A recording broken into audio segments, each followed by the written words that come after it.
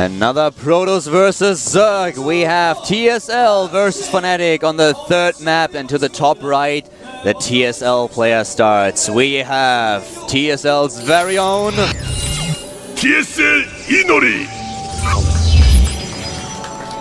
TSL Inori, the Protoss player for the TSL team.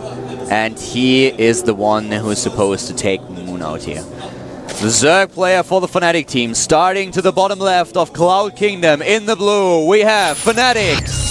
Fnatic Lady Call Moon. Such a fast player. You Yeah. know, when you watch a player who's fast play, it's incredible to see. You know, it's sometimes when you look at someone's personal view, you're like, oh, that's pretty good. Sometimes you see other players and you're like, I wasn't as impressed, but I still know he's fast. I remember when I first stood behind Moon and watched him play, I had a headache within seconds. I was like, how can he actually play this fast? How does he even know what's going on when he's playing? What I think is really, really funny is how he moves his mouse. Most players will use a mouse bungee by now just to make sure that the cord doesn't get into their way. Moon kind of doesn't do it, as we saw on camera for the second time now, so he always lifts his mouse up and shakes the cord away, which is really funny to watch. Yeah, you know, I've actually never used a mouse bungee, but I always wanted to try. And that's something that, like, at first, I was really, like, kind of searching for actively, but I could never find one that I eventually just gave up. But I haven't been able to try that. Have you had any experience using a mouse bungee? Only occasionally. I don't use one myself, but the thing is, if most of the players actually do, so I'm not all that much bothered by the cords. But I've seen different styles. Some of them just use some weights that you can attach to the mouse, which is basically all you need. And very nice here. Was not only able to block the hatch, but at the same time delayed it for so long that he had additional 100 minerals and can place down the pylon. So well done by Inori here. Yeah, really well done. He is cutting a few corners as well, getting his Nexus before Forge, even getting a gate up before Cannon. A great opening so far for Inori, and at this point, Moon is not going to be happy. He's going to see this, and he's going to be like, I can't quite punish him. I have to kill his pylon with my Zerlings anyways. So from here, Inori is so ahead in every way. Yeah, this was definitely a great start for him. We don't have a hatch at the third either. Now another drone is heading out, and immediately the probe of Inori is trying to block the spot. Oh, he does not get the chance. It almost looked like he was going to even hardcore block at the natural, like drop a Cybernex core or something, but he did not. Super fast third, by the way. Usually when we see an early third, it happens around 4:20. He just used it at 4:05. So additional 15 seconds early before we usually see the third base coming up. Yeah, and our Protoss player was able to see it. In fact, we'll get his probe home. Inori right now in every way is in great shape as far as what he knows his opponent is doing based on his timings for his Nexus. His core is coming up here super fast. He's already got his gas up and running. There's no hitch in his build.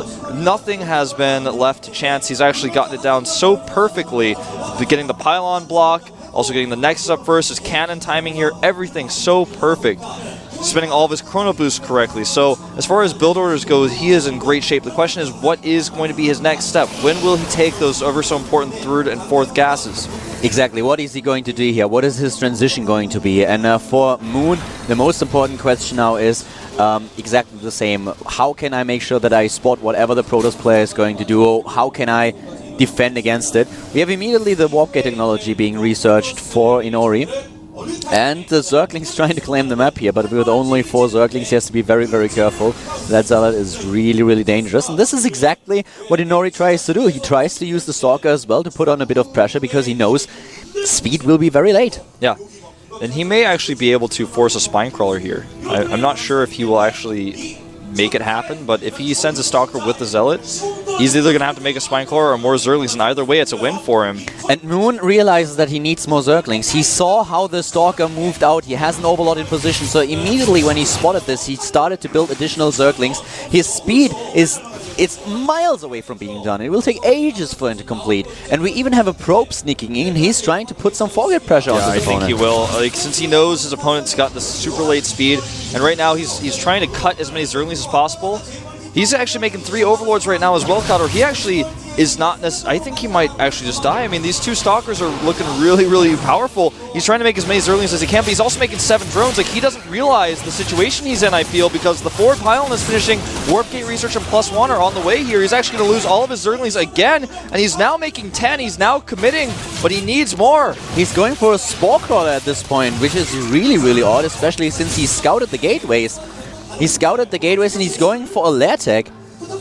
Oh man, he scouted the gates. The third base going down super fast for Inori. He is doing everything here. Warp Gate Research still not quite done. Moon, if he does not realize the seriousness of this situation, though, 4 +1 Zealots plus the Stalkers are going to be coming right down on top of him. He's actually going to catch these Stalkers a little bit out of position, but nice micro by Inori, and now he can actually warp in the Zealots, and here they come. He's warping in the Zealots. He traps the Zealots. Immediately target down. The Zerglings are trapped, as Wolf pointed out, and, well, this is going to get ugly. Spinecrawler is finishing up as more Zerglings are being built, but with a +1 upgrade done, this is going to be tough for Moon, but he has so many Zerglings already. Yeah, he got them out just in time. I feel that Inori could have waited for a second round of warp-ins before actually trying to go forward, but he decided to send his weakened Zealots forward instead.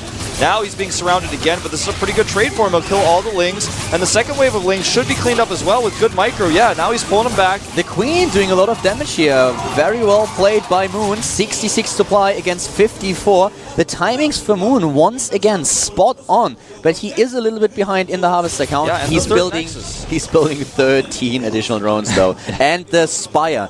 So, because of his fast tech, he was able to get the Spire in there. It looked for a second like, well, Inori could overwhelm him with additional warp-ins, but with the gates that he had, the 4 gates, he did not do too much damage. He didn't really commit to this attack either. He just warped in 2 rounds, already expanded behind it, and did not go for some kind of all-in strategy to overwhelm Moon. And Moon, well, he defended well. He has now the Harvester count, and this fast tech might actually surprise Inori.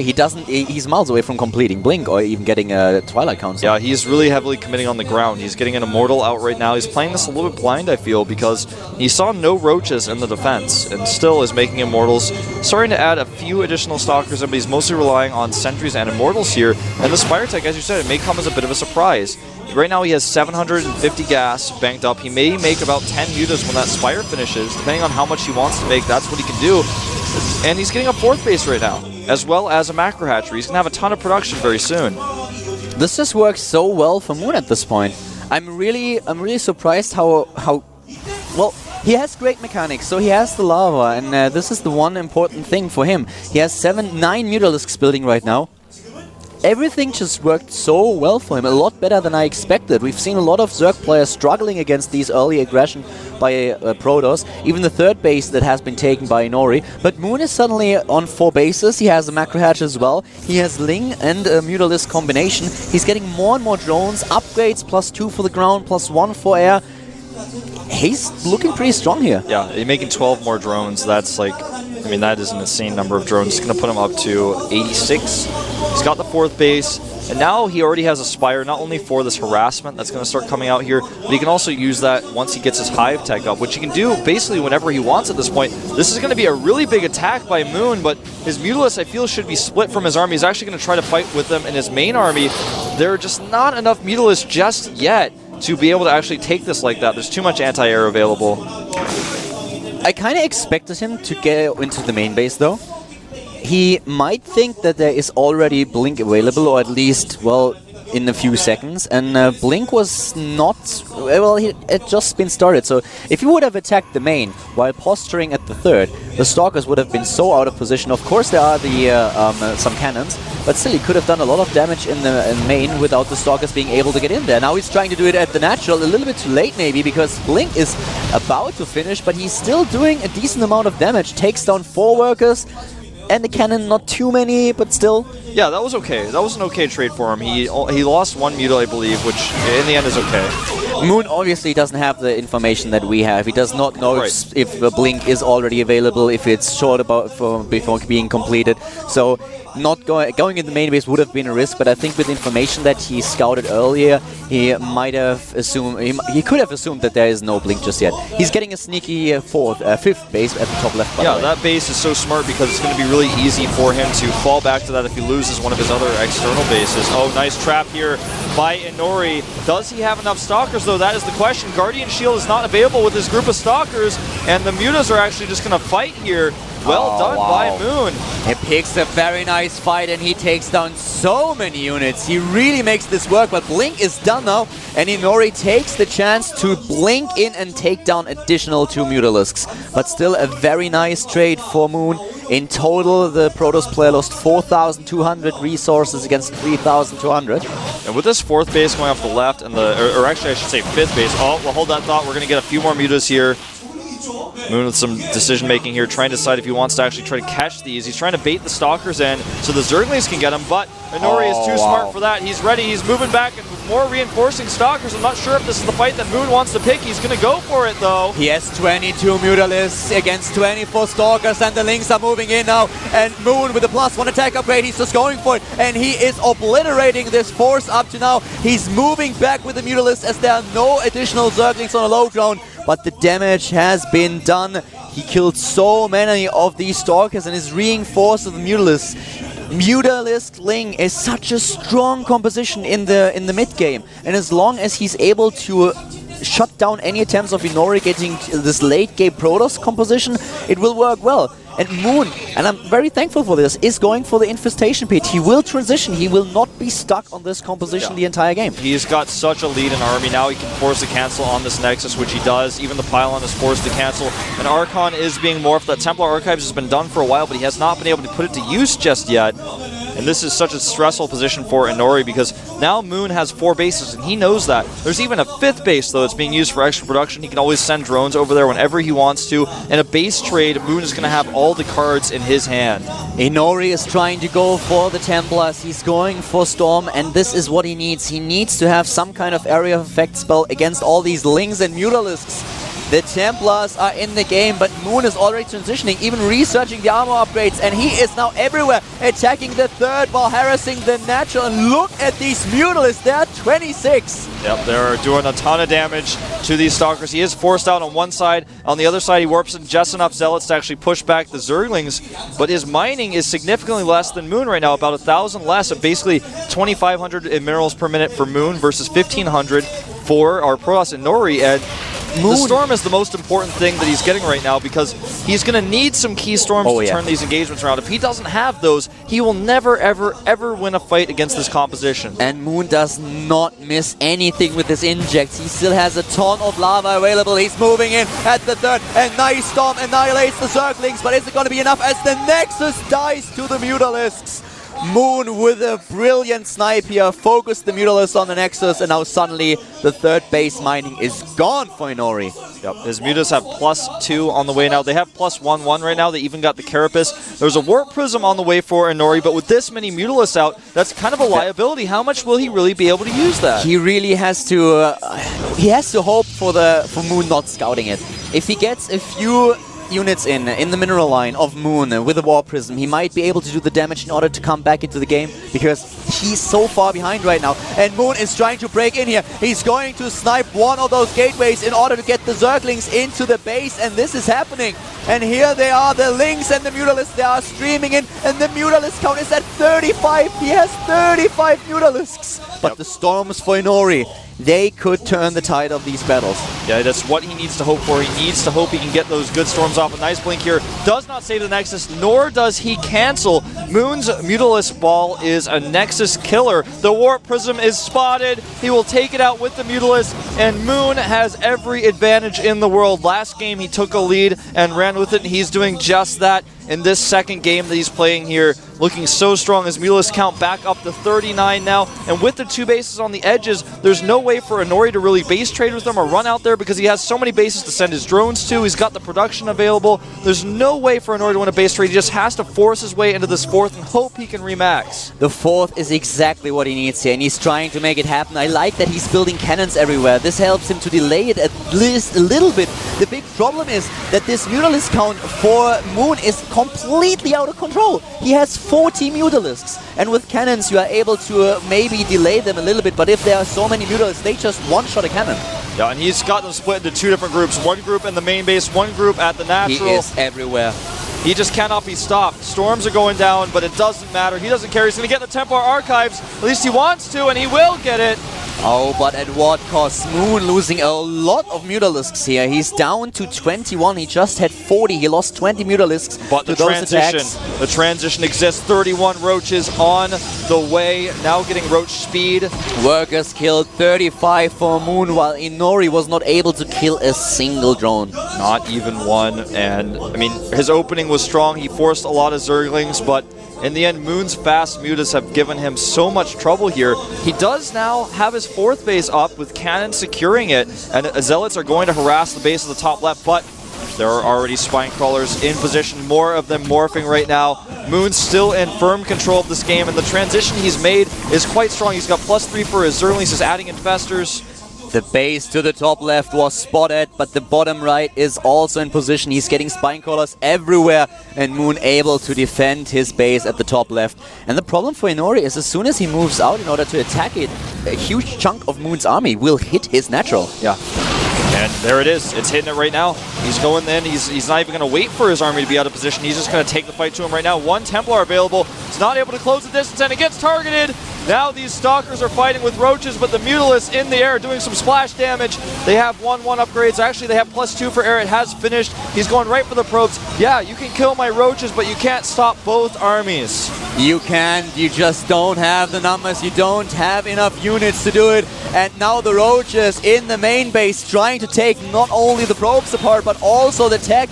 And for Inori, this is really the worst case scenario. His opponent is everywhere, but he was able to take down the base to the top left. Yeah, and this is exactly why Moon made 2, because he knew that eventuality would occur. He's got his Greater Spire basically finished now, getting +1 for his Roaches, the bottom right. But look at all these Mutalisks. He's losing basically all of them. Yeah, that was a bit of an overcommitment there, but in the main, he's still killing more units. Yeah, and even though Moon was might have been a little bit too sloppy here, he is maxed out. He still has 200 supply. 12 Infestors on the way. He's adding those Corruptors for the Broodlords. This is an endless barrage of attacks by Moon, and I have to give it to Inori. The way that he held so far was really, really impressive, especially given Moon's multitasking. A lot of lesser Protoss players would have already died, but he's still hard-pressed, and he's behind. He needs to get some momentum going for him. Yeah, he's got, I mean, he's now has this 4th base up. He does have a decent amount of gas banks, so he's mining mostly minerals from there. The problem for him is what composition does he build now?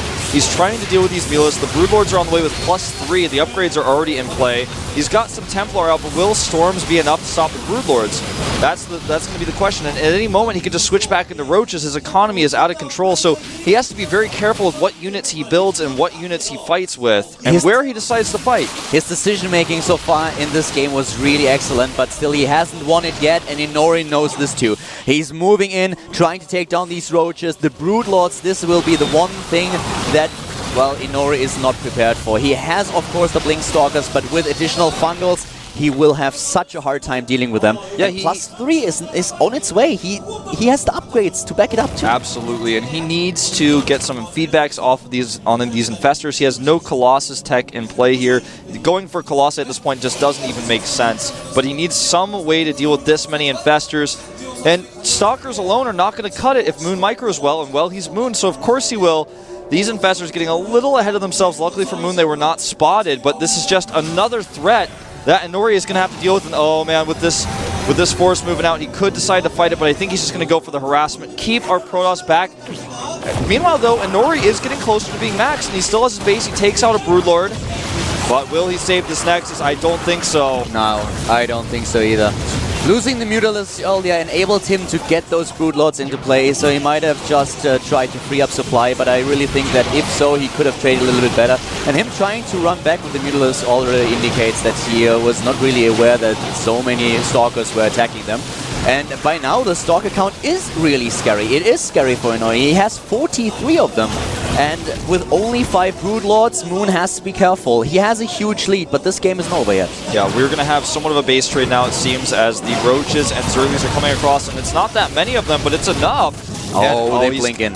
Yeah, he needs to move back. There's too many broods. There's enough spines on there. He doesn't know where the infestors are, so he can't actually commit to a blink forward. I love this, by the way. He camps with the Brood Lords and he has his units in a defensive position while he has this small force at the top left taking down the third, and Inori is losing more ground by the second. It's small, but it's just enough, you know? It's just enough to kill the Nexus It's and beautiful. get out. It's so awesome to see. The multitasking here from both players has been insane. The Moon is just on another level today. +3 Carapace coming out for his units. His Roaches are being taken out as they retreat. But I mean, what can he do? He can't really stop this base that's mining at the bottom. There's no way for him to break through. He's going to kill this base over here at the 9 o'clock. And I have to say, as you said, Inori is actually playing this as perfectly as he can. It's just so hard for him to really find these openings. And the Broodlords, that is his next challenge. Yeah, he's killed the economy, he's crippled it, but there's so many. There are 11 Broodlords out with 17 infestors. No Colossi, only Storms and feedbacks at his disposal.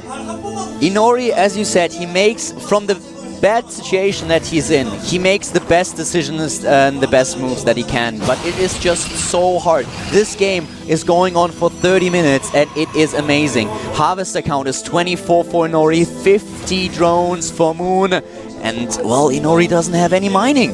He needs the space that he's currently building, but I doubt that Moon is... he won't let it happen. He will try to take it down now. Yeah, he's going to do it right now. He's just going to target with his Broodlords, it looks like. Actually going to save his Broodlords. Knows that Moon every single time is never overcommitting with his Broodlords. He just sends them into the right position. Meanwhile, we do see the Protoss army splitting into 2 groups now, killing a potential hatchery at the bottom right. He's going to get the extractors there as well. Blinks forward to target the hatchery here, and he avoids the spines. He knows the Broodlords are out of position. This is the best possible chance for Inori to win a base trade. Will he commit or will he go home? It looks like he's going to go home. He's going home, and guys, have a quick look at the bottom right and the bottom left. Check the pictures for Inori and Moon, the camera shots that we have of both of them. Moon so fast with his mouse and keyboard as he attacks the natural of his opponent. And here comes Inori, who wants to eliminate Moon with a base race scenario. He does not want to fight at the top right. He knows fully well that he would have to attack into a choke point position, and this is something that he can't simply not afford. I think there may have been an option for Inori to try to win a base trade, but now he knows it's impossible. He actually has to defend his home if he wants to win this game. I think he was hoping he could catch the units coming down the ramp, but Moon has already moved out, sending his units. Now going to have a better concave at the top of the ramp with Broodlords. And how many infestors now? 14. Quite a few. You can't attack into this choke point. Both of them know it, but well, Moon does it anyways. He has the numbers and the Broodlords. They do so much damage. All these infestors, it's the GG. GG. Moon. Wow. So far, 2 for 2, man. Looking really, really good. But this shot, he's like, whew, that was hot. That was a tough game, but he played so patiently. It was a tough game, and Inori, he played so well. A great game from both of these players. Yep, and Fnatic is looking really happy. And you know, when I thought about who the star players of today would be for Fnatic, just starting things off, I did not think Moon was going to be the one who pulled them into the lead. I didn't expect him to come out this early. Moon, by the way, is not staying at the Fnatic house. He has his own apartment in Seoul, where he is living. He trains with them, but he goes there often as well, but he does not live with them. You're exactly. right. He doesn't live in the house. That was well played. Absolutely well played, man. Wasn't it a full moon yesterday, or is it today? That's actually a really good point. I saw the moon yesterday when I was walking around, but I don't know if it was full. It was definitely pretty bright. Yeah. Uh-oh. Uh-oh. I don't know what that means, dude. That's one bad omen for TSL, maybe. Yeah, we'll see. TSL still with a lot of good Zerg players in their lineup, but I don't want to ZVZ this guy. I think if they bring Pulled out, Pult can kill him, but do you want to bring Pulled out early? I mean, we're still relatively early in this. The next map will probably give us a little bit of insight into what they're doing. Do you think we see Antigua? I think we might see Pulled on Antigua. It may be too soon. Maybe one more player first. Maybe they send out Symbol, for example, who's shown amazing ZVZ. Even though it's Moon, Symbol can ZVZ against the best of them. Maybe send Symbol out because not only is he good in ZVZ, but his ZVT is strong as well. So it's kind of a strong, nice player to put out here. That might be something. I think either Symbol or Pult. I would put Symbol out first because I think Pult definitely is the guy who has the most experience in this type of situation, and I'd want to save him as long as I can. It's tough. It's definitely tough. Decision. I have no idea who I would pick, to tell you the truth. I don't envy the TSL coach now. No, absolutely not at all. Not. It's never a good situation to be down a game against someone you probably didn't think is going to be a big threat for your team. Who is it going to be? They're posturing. They like don't even know. They're like, was it me or who's it gonna be? Oh, and it's gonna be Hyun. Hyun's coming out. Look at that. I didn't expect this. To be perfectly honest, I did not expect Hyun to come out, not even at all today. And I'm really looking forward to it because if he's coming out, that means he has been practicing a lot and the TSL coach is ready. The TSL coach once told me that Hyun is basically like a flower that hasn't bloomed yet. He told me, he said, look at Hyun. He said, right now. That's something that I usually only hear when someone talks about girls. Yeah, I guess so, but he told me, right now, Hyun's not the best, but he said, I think out of everyone in this house, man, he has potentially the most skill. Like, he has so much potential. What this guy can be is so scary to Coach Lee, and we'll see if he's started to kind of get more into that. Obviously, in the past, Hyun has shown spotty results, some really good games and some not so good games, and today he's going to have to prove himself. They're already down 1 point. It already also shows a lot of trust. Moon was just able to defeat 2 players, so setting up Hyun here is definitely showing him, okay, we believe in you, and we believe that you will be able to change this, to take down Moon and get us back into the game. Guys, before we start with the ZVZ, we'll have a 5-minute break, and then we are back with Hyun against Moon here at the GSTL with TSL against Fnatic.